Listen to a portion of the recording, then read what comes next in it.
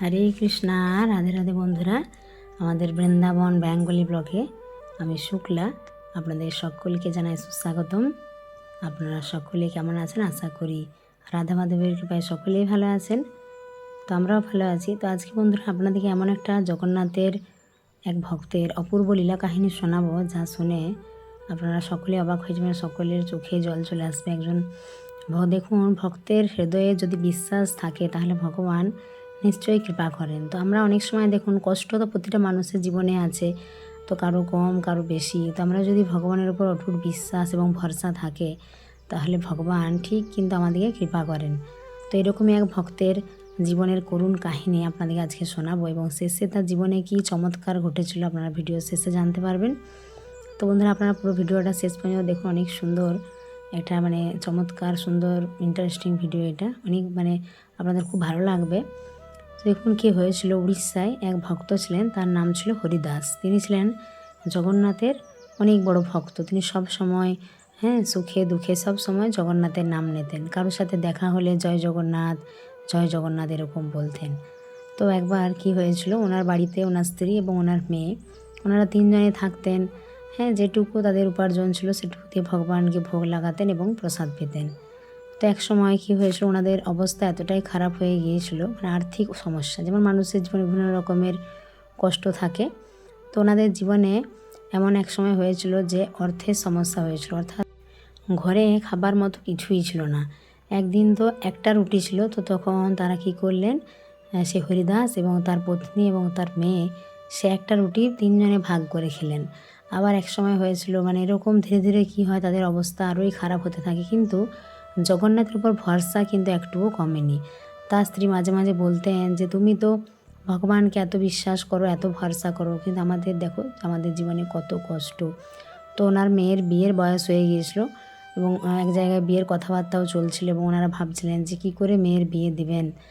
তো অনেকে বলছিল যে যে পরিবার থেকে মেয়ের বিয়ের সম্বন্ধ এসছে তারা আবার কিছু দাবি করেছে, কিছু গহনা কিছু অর্থ এরকমও নেবে। তো হরিদাস ভাবছিলেন যে তিনি কি করে এইসব করবেন। তো তিনি সমস্ত তার দুঃখের কথা ভগবানের কাছে শেয়ার করতেন, জগন্নাথের কাছে বলতেন। দেখুন, বলা হয় আমাদের যে সমস্ত দুঃখ কষ্ট আমরা যদি ভগবানকে বলি তো ভগবান ঠিক কিন্তু তা দূর করে। আমরা যদি একে ওকে বলি আমাদের কষ্ট কিন্তু একটুও কমবে না। আমরা যদি ভগবানের কাছে আমাদের দুঃখের কথা বলি তাহলেই কিন্তু আমাদের ধীরে ধীরে দুঃখ কমবে। আমরা ভগবানকে কিন্তু এক মনে ডেকে যেতে হবে এবং বিশ্বাস করতে হবে, ভরসা করতে হবে। তো তার স্ত্রী বলতেন যে আমাদের এত বিপদ, দেখো তুমি তো ভগবানকে ঠিক বিশ্বাস করছো, কিন্তু আমার মেয়ের বিয়ে কি দিতে পারবো? তখন তার মেয়ে বলতেন যে বাবা, যদি তোমাদের এত কষ্ট আমার বিয়ে দিতে থাক, আমি তোমাদের কাছেই থাকবো। তখন তার বাবা, দেখুন পিতামাতা সবসময় চায় যে তার সন্তানরা ভালো থাকুক, তাই না? তো তার বাবা বলতেন যে না, এরকম কথা তুমি আর কখনো বলো না। তার মেয়েকে বলতেন যে ভগবান ঠিক এক ব্যবস্থা করবেন। তো এক রাজা ছিলেন, যেমন হয় যেমন রাজারা কী করতেন যে সেই গ্রামে যত মানুষ থাকতো তাদের কাছে একটা খাজনা নিতেন। তো এরকম একদিন ঘোষণা হলো যে পরের দিন রাজা আসবেন এবং তিনি গ্রামে যাদের কাছে খাজনা বাকি রয়েছে সেগুলো নেবেন। তখন তিনি ভাবলেন হরিদাস যে তার তো পরিস্থিতি এতটাই খারাপ, তাহলে তিনি কি করবেন এই পরিস্থিতিতে। তো তার মনের মধ্যে অনেক চিন্তা। তো এরকমই একদিন কী হলো, হঠাৎ করে তারা বাড়িতে বসে আছেন এবং তাদের দরজায় কেউ যেন ধাক্কা দিয়েছে। তো তখন তারা ভাবলেন কে এসছে। তখন দেখা গেল একজন সাধু এসেছে এবং তিনি বলছেন যে বাবা, আমার তো তোমাদের বাড়িতে কিছু খাবারের সংস্থান হবে। তখন তারা ভাবলেন যে তার স্ত্রী ভাবলেন আমাদের ঘরে তো কিছুই নেই, তো কি দেওয়া যাবে। কিন্তু হরিদাস কী করলেন, ভাবলেন যে অতিথি দেবো ভব, অতিথি নারায়ণ। তাই তিনি ভাবলেন যে আগে তো ঘরে বসতে দিই, তারপরে দেখা যাবে, কিছু ব্যবস্থা ঠিক হয়ে যাবে। তো তিনি কিন্তু বন্ধুরা আর কেউ নন, তিনি ছিলেন স্বয়ং জগন্নাথ। তো দেখুন, আমরা অনেক সময় আমাদের বাড়িতে অনেক কেউ আসে, অতিথি আসে, তো আমরা বুঝতে পারি না যে কে এসছে, তাই না? ভগবান কোন ছলে আমাদের কাছে আসে, তো আমরা তো কিছুই বুঝতে পারি না। তো সেজন্য আমাদের কাছে যদি কখনো কেউ আসে আমাদের তাকে কিন্তু এমনি শুধু ঘুরিয়ে দেওয়া উচিত নয়, যেটুকু সামর্থ্য রয়েছে সেটুকু দিয়ে সাহায্য করা উচিত। তাদের বাড়িতে কিছুই ছিল না। তো তখন সেই অতিথিকে, সেই সাধু বাবাকে তারা কী করলেন, ঘরে ডেকে আসন দিয়ে বসতে দিলেন। এবং সাধু বাবা যখন প্রণাম করছেন তখন তার মেয়ে দেখলেন যে এক কোণে একটু ছাতু ছিল।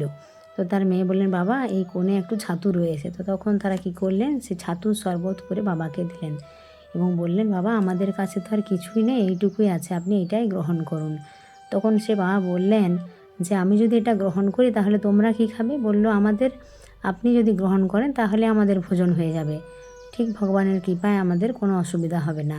তো এই সাধু বাবা তিনি তো অনেক প্রসন্ন হলেন, তিনি তো আর কেউ নন, তিনি তো স্বয়ং ভগবান, কিন্তু এরা তো কেউ জানে না, কিন্তু এক মনে ভগবানকে ডেকে যায়। তখন সেই সাধু বাবা কী করলেন, সে বাবা একটা পোটলা দিয়ে গেলেন এবং বললেন, এটা তুমি রেখে দাও, কিন্তু একটা শর্ত রয়েছে। কি না, কালকে যখন সূর্য উদয় হবে তখন তুমি এই পোটলা খুলবে। এই বলে সে বাবা চলে গেলেন এবং তারপর হঠাৎ করে ঘোষণা হলো যে রাজা আসছেন এবং রাজা তার কর্জা নিতে আসবেন, সমস্ত যে খাজনাগুলো নিতে আসবেন। তখন সে হরিদাস রাজার কাছে গিয়ে বললেন যে রাজামশাই, আমার তো মেয়ের বিয়ে, হ্যাঁ, তো আমার তো এরকম পরিস্থিতি, এখন কি করব, আমার কাছে কিছুই নেই, এই শুধু একটু পটলা আছে। তখন সেই রাজা বললেন, এই পটলায় কী এমন আছে, তাহলে এখনই খুলবো। তখন তিনি বললেন, না রাজামশাই, আমার একটা শর্ত আছে, কালকে সূর্য উদয়ের সময় এই পটলা খোলা হবে। তখন রাজা বললেন যে ঠিক আছে, তুমি যখন বলছো, দেখা যাক তোমার বিশ্বাস আগে নাকি আমার। যে দাদা রাজার তো খুব অহংকার, রাজার কাছে অর্থ থাকে,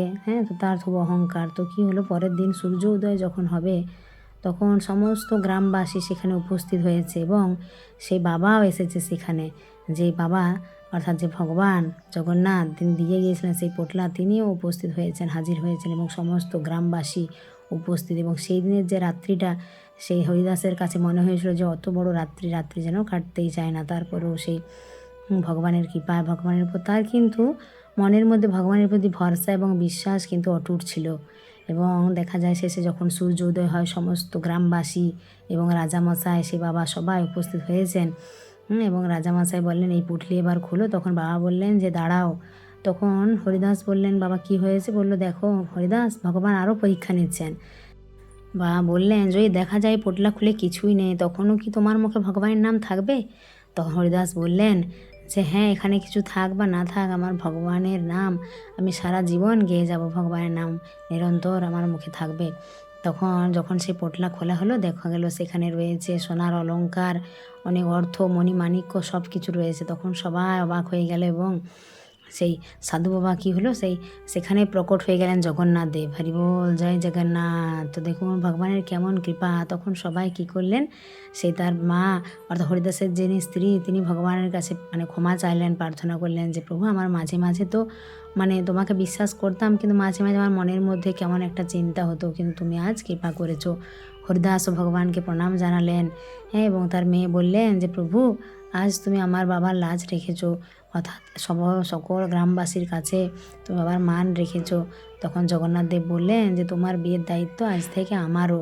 এবং সেই রাজামশাইও জগন্নাথের কাছে ক্ষমা চাইলেন, প্রার্থনা করলেন যে প্রভু, আমি তো অর্থের অহংকারে আমার মধ্যে আর কিছুই জ্ঞান ছিল না, তো আমাকেও তুমি ক্ষমা করে দাও। তো দেখুন বন্ধুরা, এরকমই হয় যে ভগবান আমাদেরকে কত কৃপা করেন, তাই না? তো আমাদের মনের মধ্যে যদি ভগবানের প্রতি অটুট বিশ্বাস ভরসা থাকে, তো সুখে দুঃখে আমরা যদি অনবরত ভগবানকে ডেকে যাই, আর আমাদের বিপদের সময়ও যদি আমরা ভগবানকে ডেকে যাই, দেখুন কঠিন সময়, কঠিন পরিস্থিতিতে মানুষের আসতেই পারে, তাই না? ভালো সময় যেমন থাকে সেরকম খারাপ সময়ও থাকে। তো আমরা যদি নিরন্তর ভগবানকে ডেকে যাই, তাহলে কিন্তু আমাদের জীবনে ঠিক সঠিক সময় আসবে, ভালো সময় আসবে, আমাদের ভালো হবে সব কিছু। তো সকলে ভগবানের উপর ভরসা রাখুন, ভগবানের সেবা পূজার সঙ্গে জড়িত থাকুন, আর সকলে আমার প্রেম শুনুন। জয় জগন্নাথ। আজকের লীলাটা কেমন লাগলো আপনারা অবশ্যই কমেন্ট করে জানাবেন। আর যারা বন্ধুরা আমাদের চ্যানেল নতুন, তারা অবশ্যই আমাদের চ্যানেলটিকে সাবস্ক্রাইব করবেন। সকলে প্রেম সে বলুন জয় জগন্নাথ। বড়দেব সুভদ্রা মহারানী কি জয়।